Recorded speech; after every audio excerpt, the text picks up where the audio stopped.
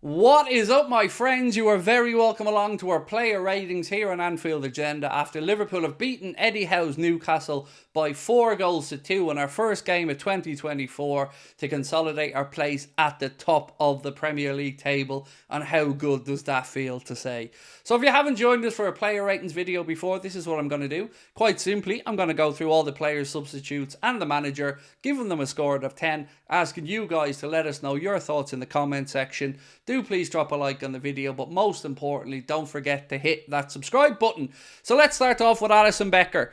And honestly, I struggle with this one, what to give Alisson for a rating, because the second goal, couldn't have done anything with. The first goal, if I'm honest, I do question his starting position. I think if he had have been a little bit closer to his line, maybe Isak would have thought differently about the shot, but with Alisson being off his line and the angle being as it was, it still took a very good finish from Isak. But yeah, I'm not sure about Alisson's position, but look, I'm nitpicking here, but I do think conceding 2, not having that much to do otherwise, I'm going to give him a score of 6 today. And look, don't take anything from that, he's still the best keeper in the world. Moving on now to Trent Alexander-Arnold, and I felt Trent had a good game today, and I felt like, yes, they did exploit the space left by Trent for the first goal, and yes, we could have dealt with that better. But ultimately, we gained so much from having this young man in the centre of the pitch when he drifts in, and his ball-playing ability is just second to none. So I'm just happy with his performance, and I'm really starting to enjoy this new phase of Trent's career when he's become a leader on the pitch, when he's become the vice captain, and of course he's just looking a far better prospect than that period where I was really questioning him. You know, right back when we were beaten by Real Madrid and he just didn't look as interested. I was just confused. But in the last year or so, the dude's just reborn with this new role, and that's full credit to himself and Jurgen. So today, we're going to give him a score of 8 out of 10. Moving on to Virgil van Dijk. So again, you know, Virg is doing some good defensive work, no doubt about it, and he's right back having a great season. But there were times today where, one, a heavy touch allowed Newcastle player to come in, Virg fouled him and gave away a free kick. Then there was the covering between himself and Canade for the Isak goal when they were supposed to cover from Trent. And to be fair to Virg, that was Canade's side, so he was probably working a little bit extra hard. But all in all, he's our leader, he's our captain, and he certainly looks back to his best. Today, we're going to give Virg a score of 7. Moving on now to Mr. Ibrahima Canade. Again, some good ball carrying from him. Somebody told me before that he has a stat or something that he hasn't had a progressive carry or something like that. I don't know where these stats are made from, but again, he played well enough today. Look, I know he's got a lot on his plate when he's covering for Trent and Trent drifts infield, but look, he's a great defender, and we do need to tighten up, though. I have questions over the marking, and I don't know who to aim this at, but I don't know why Diogo Jota was marking one of their tallest players when they scored their second goal from the corner, but look, that's an argument for another day. Today, like a centre-back partner, we're going to give Ibu a score of 7. Now we move on to somebody I want to single out for some special praise.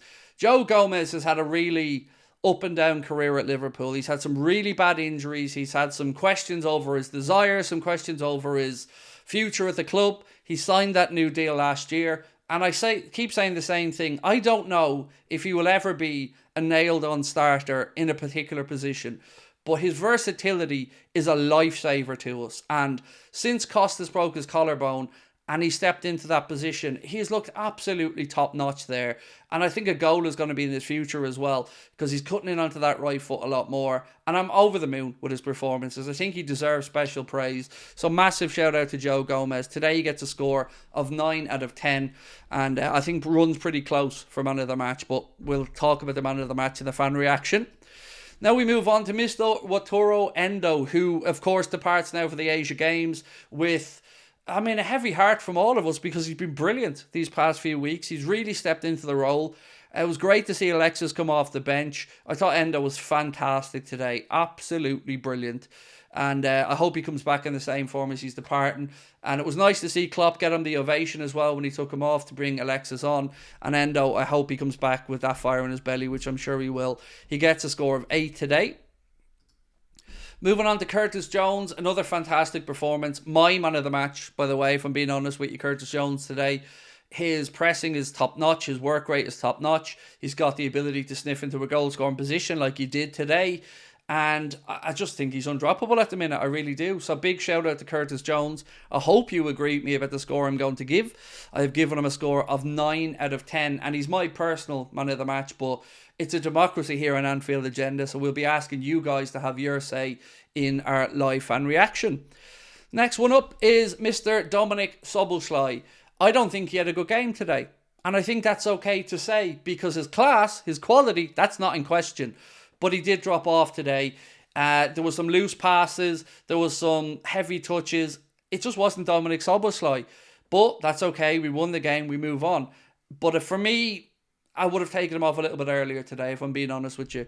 So I'm going to give him a score today of 6 out of 10. And I think it's a fair score based off what we've seen on the pitch.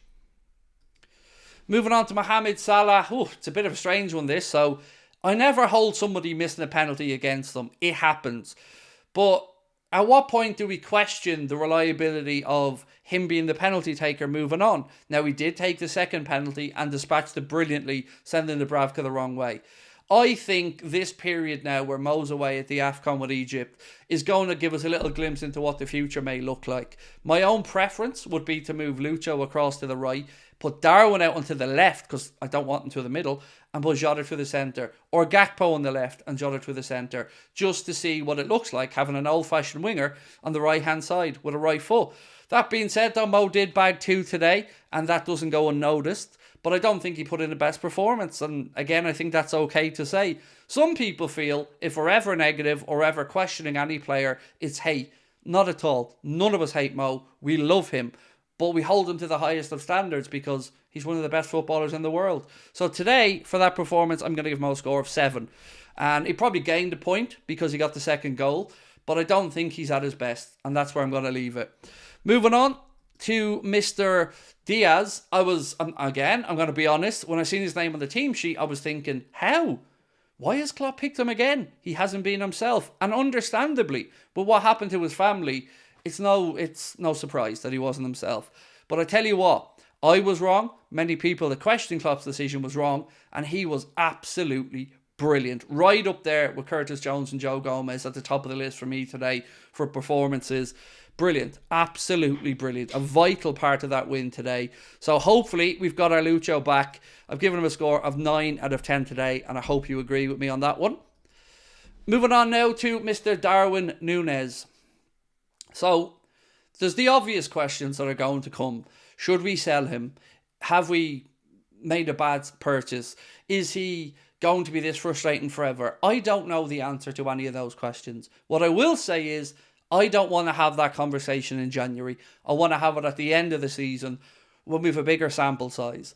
But I also don't want the dude playing through the centre anymore because I don't think he looks at his best there. I think he's far more impactful in a wide area. And that's where I'd like to see him play if Klopp wants him to play the next game. That's my take on it. He missed a lot of chances today. To say he should have had a hat-trick is probably an understatement. Now, some of them were good saves from Dubravka, let's be frank. But some of them were really, really poor finishing. And that's inexcusable. When you have an XG of 7.2 today and we've scored 4 goals, we've had 2 penalties, this dude should have buried at least 2. And we can't get past that. We've got to be honest about these things. So for that, he gets a score of 5 out of 10 today. And that's the score that I think is very much deserved. Moving on to Mr. Ryan Gravenberch. He did well when he came on. I remember one loose touch. But all in all, I do like Gravenberch playing for Liverpool. I think he gives us another dimension. I think him and Cody Gakpo are 2 of the best ball carriers we have through midfield. 2 of the best at protecting the football. And I feel like we've got an absolute bargain from Bayern Munich. And I love the collection of players we have now for midfield. I really do. It's brilliant. And Gravenberch is definitely a part of that. So him coming off the bench today, we give him a score of 7. Next up is the assassin, Diogo Jota. We called for him to come on. And I think it's fair to say we looked a lot better when Diogo was on that pitch. Brilliant setup for Curtis Jones. Great work for the penalty as well. Look, I'm not getting into it with you on the penalty. I seen the touch from the elbow. I talked about it in the match reaction. Ultimately, that's for Anthony Taylor and the VAR to the side. Jota was fouled, penalty given. I think he's nailed on to start the next game. And I think he's nailed on to start the foreseeable games with Mo being away. So, brilliant from Diogo Jota today. Giving him an 8 just because, well, he didn't score. And he didn't They didn't really have many chances to, but look, it's hard to give him higher than an 8 coming off the bench, but a great impact from Diogo. Next, we talk about Mr. Cody Gakpo, who had his Gakpo moment. No, it's Gakpo that had a Gakpo moment, Craig. Love him. Love the kid. I still think he's better on the left than through the centre, but what can you say? Just another player who has great technique, who has great footballing ability, who has great footballing brain, and knows to be in the right areas at the right times. Has a nice knack of scoring goals for us. We give him a nice score of 7 today, coming off the bench. Next one up, and how good is this to say? Alexis McAllister. Great to have Alexis back. Couldn't have been timed any better as well, with Toro departing to the Asia Cup or the Asia Games. And we're going to need him. So great to have him back on, and it was good to see him get a few minutes. We've 6 days for him to rest up now ahead of Arsenal. Give him a score of 8 out of 10 today. I thought he had a good impact coming off the bench. Thinking about this now, being all honest, giving him an 8 and having only gone a 7 beforehand to Cody Gakpo, I feel like I may have done Cody a little bit dirty there, so I'm going to up Cody's score by 1 point just to give a fair balance. Mohamed Salah. That isn't Mohamed Salah. You might be surprised to learn that's actually Jurgen Klopp. So Jurgen Klopp today, look, he got it right with his team selection, particularly around the left-hand side with Diaz.